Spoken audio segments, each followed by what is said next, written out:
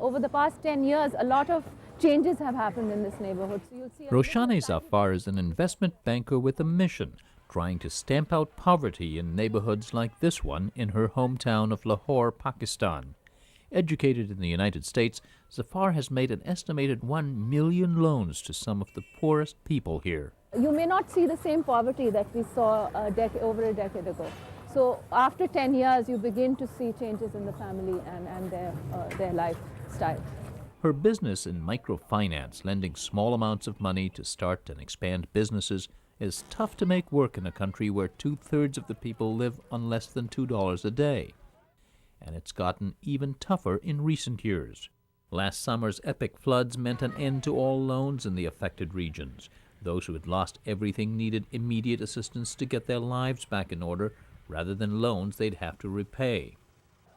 And there's the ongoing threat of terrorism. She says it's both a threat and an urgent reason for her work. What's the connection between these communities and terrorism?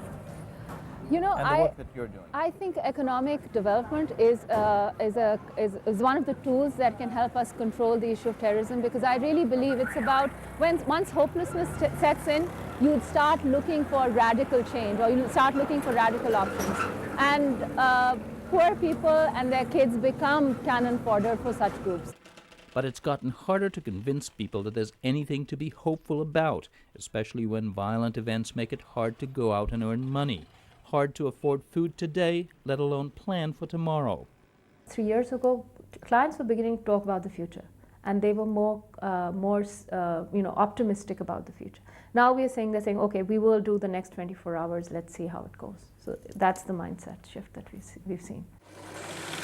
But Zafar and her group, Kashf, which means revelation, were determined to make microfinancing work. So they changed direction. Rather than focusing on groups, they started concentrating on individuals, spending more time with each family to get to know them and to teach them how to succeed. It's not just about numbers. It's not how many women you access. It's not how many families you access. It's how many lives you transform. Zafar targeted women because their role in Pakistan's economy has traditionally been hidden behind closed doors. The women businesses are home-based businesses. And so behind a lot of these storefronts are homes and families run by women, and those are the targets of your loan program. Absolutely. Across Pakistan and in the narrow byways and alleys of this ancient city are small family businesses financed with loans from Kashf. Since 1995, it's given out about $200 million to more than 300,000 women. Many are repeat customers. She took us to visit Rukia Bhutta, who borrowed $120 8 years ago and has grown her embroidery business with the help of 2 more loans. She now employs her 2 daughters and occasionally up to 10 other women from the neighborhood. How do you know what is selling and how much material to buy? We get orders and then buy accordingly. And we also know what the trends are. Where do you get your materials from? Her questions are not just polite conversation. Kashf's loan officers are required to closely follow their borrowers' business affairs. It's all part of a financial education that begins before the first money is handed over. I'm going to show you this chart. It has 4 kinds of expenses: necessary, unnecessary, emergency, and wish list. Prospective borrowers get basic tips on how to budget their expenses and rank their priorities. Where would you put the cell phone?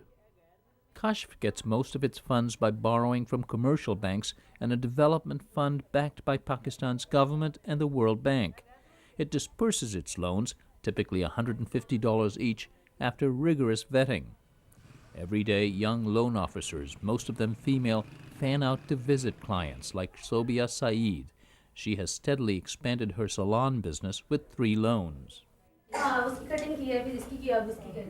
I've been doing these kids' hair today. 1 more left to do. How much do you charge for each? 30 rupees. That's about 40 US cents. This 27-year-old entrepreneur is doing a lot better than before, but like most borrowers is hardly well off. It's one reason Zafar says her group makes sure that loan proceeds are put to their intended business purpose, not to household or even emergency use. That's also a change.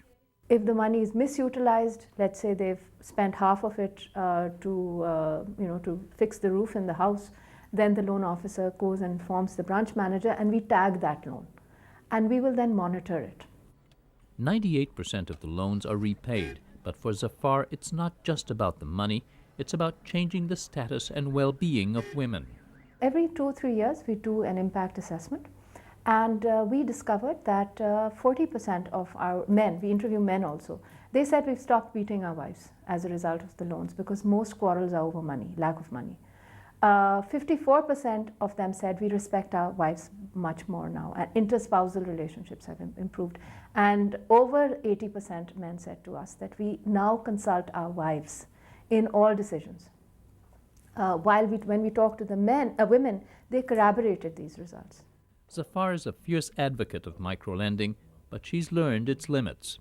Microfinance has been bandied as the solution for poverty alleviation. I don't think we've done ourselves justice by falling into that trap either. Financial inclusion definitely helps, but it's not the only thing. You need education, you need health, and that takes time, and it's not going to be as visible as, let's say, constructing a dam is going to be. But she also can see some long-term results beginning to appear. Sadia Ijaz and her husband Mohammed worked for years cutting metal by hand into short strips to be bent into chain links. Loans brought them the machines. We are able to produce a lot more now. There's also more money. It's much easier for us now. But most importantly, they can now afford to get their children educated to prepare the next generation for a better life. Previously, life was very tough, but now with money coming in, life has become much easier. We can send our children to be educated, give them clothes, books, food. I want my children to become officers, to be educated like you people. For Roshane Zafar, the next challenge is to help more women scale up their enterprises. Kashf has set up a bank to help borrowers move from the typical $150 loans to $1,000 or more. Her goal is to help 50,000 current borrowers create larger enterprises in the next 3 years.